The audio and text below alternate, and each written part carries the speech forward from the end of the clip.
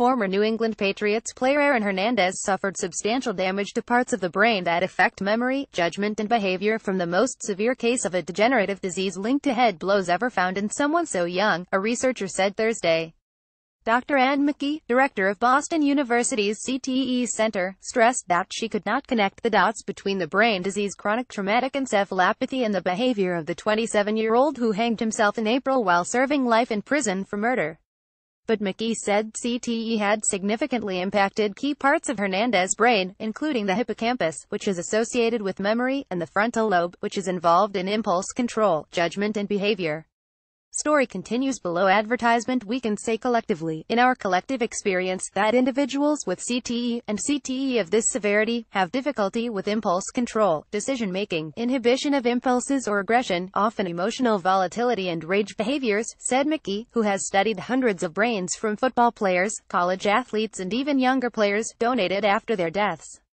Hernandez hanged himself in prison days after he was acquitted in the 2012 drive-by shootings of two men in Boston, and just hours before his former teammates visited the White House to celebrate their latest Super Bowl victory.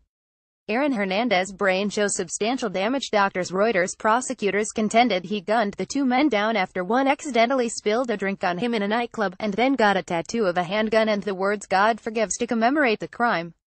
He had been serving a life sentence without parole in the 2013 killing of semi-professional football player Odin Lloyd when he killed himself. Hernandez, who said he was innocent, did not raise CTE in his defense at either trial.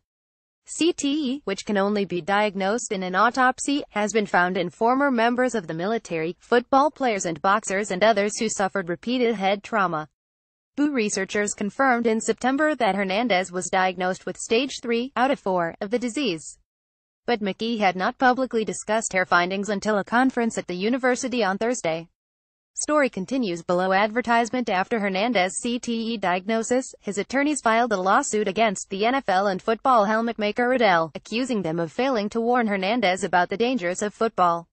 The lawsuit, which seeks damages for Hernandez's young daughter, said he experienced a chaotic and horrendous existence because of his disease.